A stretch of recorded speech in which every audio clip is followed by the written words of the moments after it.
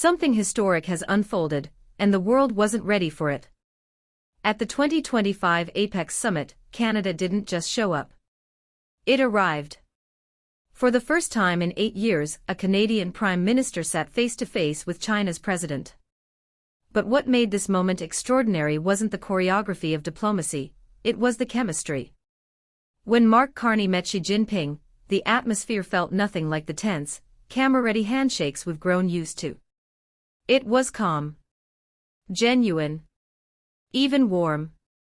The two leaders exchanged more than formal greetings, they exchanged trust. And that's something the world hasn't seen in a very long time. Before moving forward, do subscribe for Parliament updates. I had the great pleasure of attending, amongst other meetings in China, the G20, over which you presided, at a time of great hope for the international system and great progress under the banner of the G20. I look forward to further progress with your presidency of APEC next year.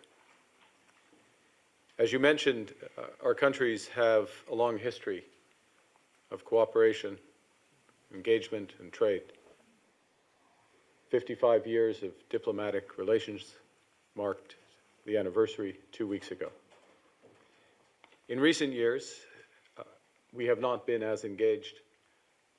In fact, as you know, this is the first formal meeting between the Canadian Prime Minister and the President of the People's Republic of China for 8 years. Distance is not the way to solve problems, not the way to serve our people with people-centric growth, as you have advocated. Pragmatic and constructive engagement is, and I welcome the momentum that has been established. This wasn't a meeting between rivals or reluctant partners. It was a meeting of equals. Canada, under Carney, walked into that room not as a follower of Washington's lead, but as a country that had earned its own seat at the table.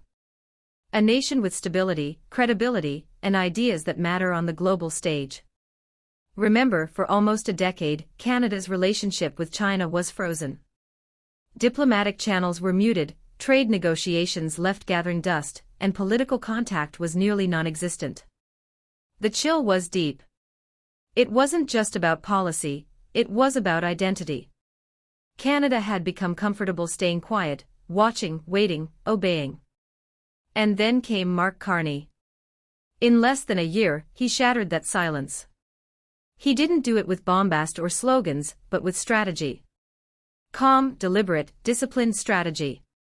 He reminded the world that diplomacy isn't about submission or confrontation, it's about connection. When Carney sat down with Xi, the world saw a different kind of Western leader. Not one shouting for attention or threatening consequences. But one who listened, who calculated, and who led with confidence rather than ego. You could see it in Xi's body language, the way he leaned in, smiled, and spoke with ease. You could sense it in Carney's composure, steady, respectful, measured. The tone said everything, Canada is back. For decades, Canada's diplomacy was defined by proximity to America. Every major decision was filtered through Washington's comfort level. Every negotiation came with invisible strings. But the times are changing. The United States, under Donald Trump, has turned diplomacy into theater, all drama, no depth. His encounters with world leaders, including Xi, are stiff, cautious, and transactional. There's no warmth, no trust, only calculation and rivalry. That's why the difference was so striking when she greeted Carney. In that room, the global hierarchy shifted. Beijing didn't see another Western politician playing American politics. It saw a leader who represents something new, a Canada that acts on principle, not permission. Carney's approach is transforming how the world views this country. This meeting today is long overdue. We now have a turning point in the relationship, a turning point that creates opportunities for Canadian families, for Canadian businesses, and Canadian workers, and also creates a path to address current issues. So very pleased with the outcome of the meeting. Our officials are instructed to work at pace on issues moving forward. No longer the quiet neighbor of the U.S., but the calm mediator between extremes, a bridge between powers when others are burning theirs. While Trump talks about dominance, Carney demonstrates influence.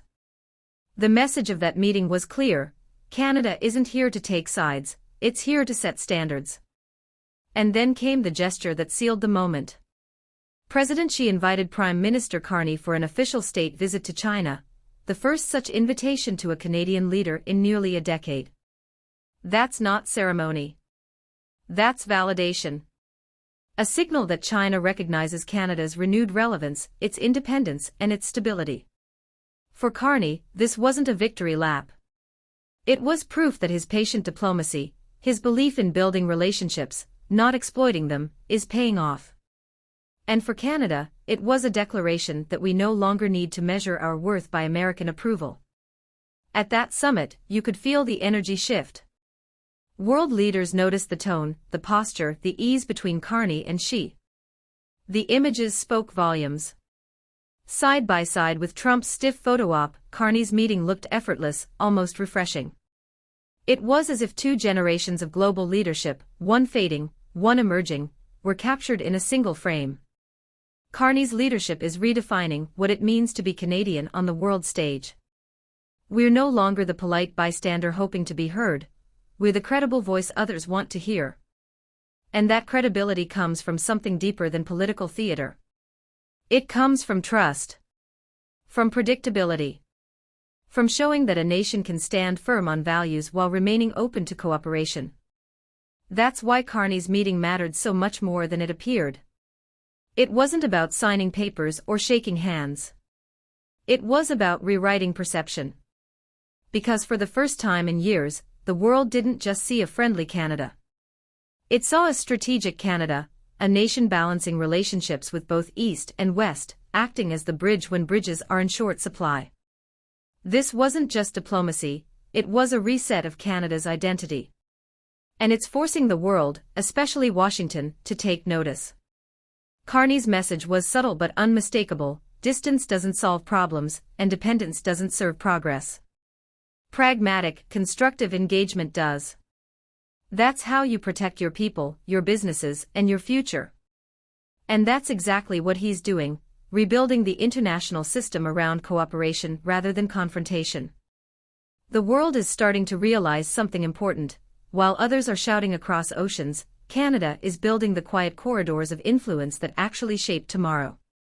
While the world watched for trade deals and sound bites, something far more profound was happening beneath the surface, the quiet birth of a new global order. At the Apex Summit, the symbolism was undeniable. President Xi's invitation to Mark Carney wasn't a diplomatic courtesy, it was a statement. A recognition that in a world consumed by power politics, Canada had emerged as a force of balance, a nation capable of anchoring dialogue when others drift toward division. In the span of a few hours, Canada's image transformed from background player to central mediator. And the timing couldn't be more significant. As the United States retreats further into its own walls, Mark Carney is stepping into the global vacuum Washington left behind. When she met Donald Trump at the same summit, the encounter was polite, but the tension was palpable. No laughter. No rapport. Just two leaders bound by necessity, not respect. Trump's handshake was firm but cold, his smile mechanical. It was diplomacy drained of warmth, reduced to performance. And then came Carney, composed, steady, and quietly commanding the room. The contrast couldn't be sharper. Where Trump's America projects power through intimidation, Carney's Canada projects strength through trust. That difference, that rare blend of humility and authority, is what's redefining global alliances today. Because in the modern world, influence doesn't belong to the loudest voice anymore. It belongs to the most reliable one. Carney's reliability has become his greatest weapon. He's reshaping Canada's role not through confrontation, but through consistency, a leadership quality the world craves amid chaos. While others build walls, Carney builds networks. While others chase attention, he builds alignment. And that's what terrifies Washington. For the first time in decades, Canada is charting its own independent path, and it's working. From Beijing to Brussels, world leaders are now seeking partnership with Ottawa. Not out of charity, but out of genuine respect. Carney's diplomacy has given Canada something rare in global politics: credibility without compromise. The invitation for a state visit to China crystallized that. It wasn't a gesture toward nostalgia, it was an acknowledgement of potential. China, the world's second-largest economy, sees in Canada not a follower, but a stabilizer, a Western nation untainted by arrogance, capable of dialogue when others prefer division. And that respect is earned, not gifted. Carney's tone throughout the summit carried one message: Canada will engage the world on its own terms. No longer filtered through Washington's lens, no longer bound by outdated loyalties. For decades, U.S. policymakers treated Canada's global access as an extension of American influence. But that illusion is collapsing fast. At the press conference following the meeting, Carney's words cut through the noise. This meeting is long overdue. We now have a turning point in the relationship. A turning point that creates opportunities for Canadian families, for Canadian businesses, and for our future. He wasn't just speaking about trade. He was describing a transformation in mindset, a Canada that acts because it chooses to, not because it's told to. And while the U.S. remains tangled in political hostility and trade wars, Carney's Canada is building quietly, connecting continents and industries. Whether it's clean energy partnerships in Asia, digital cooperation with Europe, or infrastructure development across Africa, Canada is everywhere Washington refuses to go. Xi Jinping's warmth toward Carney revealed something deeper than courtesy: it revealed admiration. Admiration for a Western leader who isn't playing ideological chess, but practical statecraft. A leader who understands that in an era of uncertainty, influence doesn't come from fear, it comes from trust. And that trust is spreading fast. The more Carney moves across international forums, the more Canada's presence grows. Global investors see it. Diplomats see it. Even rival powers see it. The country that once stood in America's shadow is now casting its own. And that shadow stretches long. Because as the United States isolates itself through division, Carney's Canada is positioning itself as the bridge, the calm center in a world swinging between extremes. It's the reason nations now view Canada as a stabilizer, predictable, balanced, forward-looking. And that's why this moment will be remembered not just as a diplomatic milestone, but as a generational shift. When historians look back at the Apex Summit 2025, they won't just see a meeting between two leaders. They'll see the exact moment when Canada stopped following and started leading. They'll see how one prime minister quietly redrew the lines of influence, not with slogans, but with substance. Carney's leadership has proven that modern diplomacy isn't about domination, it's about direction. He's showing the world that small countries can have big influence if they stand for something greater than themselves. Because it symbolized something Trump's America no longer possesses: respect earned through credibility, not fear. For Canada, that moment wasn't about victory over anyone else. It was about redefinition of who we are and what kind of power we can be. After years of silence, we've found our voice. After years of following, we're leading.